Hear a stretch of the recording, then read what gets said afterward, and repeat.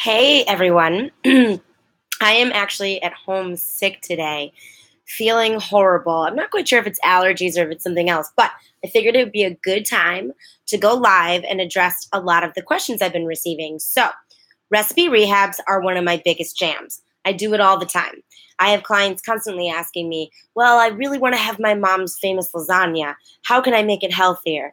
And there is always an answer for that. But I wanted to give you some of my quickest ingredient swaps to make everything you're eating a little bit more calorie conscious and lower in fat.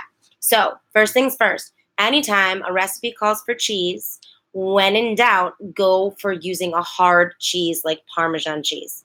It's going to be lower in calories and lower in fat. And you can tell that it's hard, which means it just has less moisture in it. And moisture in cheese is generally fat and oils. So, Parmesan cheese, an amazing swap, a great way to still have cheese in a lot of your recipes in a healthier way. Second thing is using a lot of heavy dairy. A lot of people and a lot of recipes call for buttermilk. So I change and I use full fat coconut milk where you're not only getting healthier fat, but you are still getting the same consistency as you would with a buttermilk. That's my second swap. My third swap is actually pretty simple. I think a lot of people are so used to using a lot of oils and fats. And instead of creating that flavor with, say, cooking something in bacon, I always add something from the allium family into a recipe. So if you want something to be super robust and flavorful, try using garlic, scallions, onions, shallots, leeks, anything from that family. They're bold flavors, and when you cook them, you can also dull down the flavor a little bit. So that is my third swap.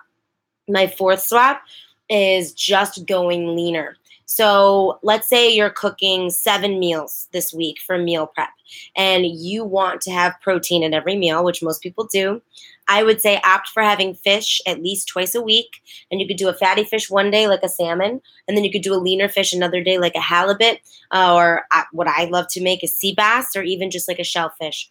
So have that, 2 different recipes out of the 7. Try to have seafood and do leaner. Then with your other meats, you always want to go on the leaner end. When you're buying something like chicken or turkey, you want to focus on poultry being about the white meat. There's less fat in the white meat and more fat, obviously, in the darker meat. So when you buy ground turkey or chicken, you also want to make sure that it's purely white. So that is a simple swap. Also, my last and final thing is instead of using a ton of condiments, because a lot of condiments can have hidden sugars, hidden fats, things like that. I try to use a lot of fresh and funky seasonings. So I will do curry powder or, Italian seasoning with garlic and lemon. Instead of having to use a condiment where you really need to be careful about how much you use, I make my dish flavorful from the moment I'm cooking it.